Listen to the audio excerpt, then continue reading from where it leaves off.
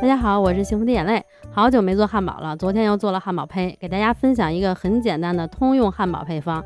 这个配方做起来很简单，做出来的汉堡也很松软，很好吃。视频里烤完隔夜的汉堡也依然非常松软。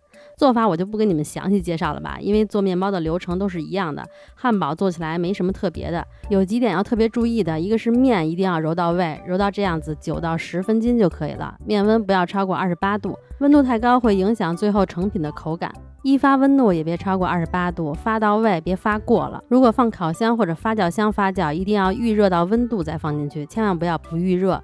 预热的时候温度会飙升到40度的，有的人发酵温度太高，可能就是这个原因造成的。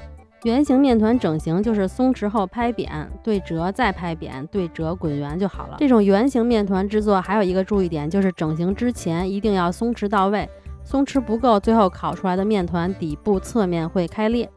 一般我是一发结束后直接分割滚圆，松弛30分钟，然后再整形，不用排气，分割完直接滚圆，排气再滚圆以后面筋就会比较紧，这样的话如果松弛不够，那烤完就会开裂了。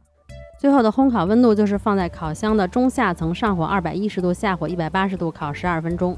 想看详细的汉堡制作视频的朋友，可以在我主页里搜索汉堡，可以找到几年前发布过的详细的汉堡胚制作视频，然后再结合这个视频里我今天又说了一些关键点，这样做肯定是没什么问题的。汉堡要是想吃着很香的话，吃之前用黄油再煎一下。图省事儿买了盛农这种腌好的鸡腿肉，这个鸡腿肉有2种口味，一个是热辣川味，一个是霸气黑椒口味的。这2款味道都挺好吃的，每一块都是独立包装的。解冻以后锅里放点油，直接放进去2面煎熟就行了，特别省事儿。黑椒味的还有鸡胸肉，煎熟以后直接当一道菜或者做鸡肉沙拉都很不错。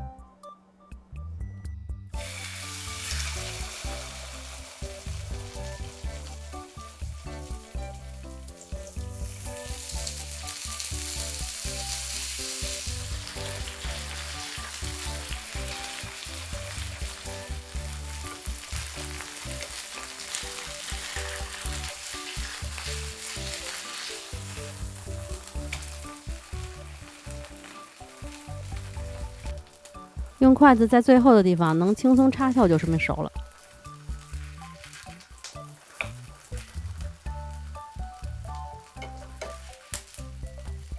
这个鸡腿肉我觉得一定要煎到这个皮焦焦的，特别香，特别好吃，也是很轻松就可以插透，这样就熟了。不知道你们看出来什么没有？没错，我这个不粘锅该扔了，还不如我这个铁锅好用。这个是热辣川味的。这个热辣川味的我吃着觉得是挺辣的，因为我不太能吃辣，喜欢吃辣的人一定不要错过。虽然它是腌制过的，但是你煎的太久也是会老的，所以煎的时候也要注意一下火候。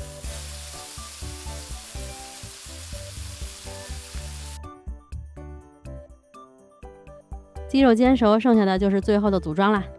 我做汉堡一定要放点酸黄瓜，我最爱吃酸黄瓜了，解腻又爽口。因为家里没有沙拉酱了，所以今天我就没放。反正现在我吃汉堡基本上也不怎么放，减低热量。来，张嘴，看我这个汉堡胚切的时候，能感受到它还是软软的吧？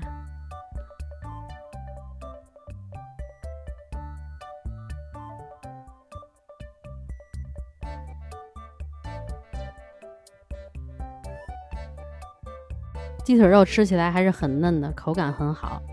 这个热辣川味的吃着虽然辣吧，但是还真挺过瘾的。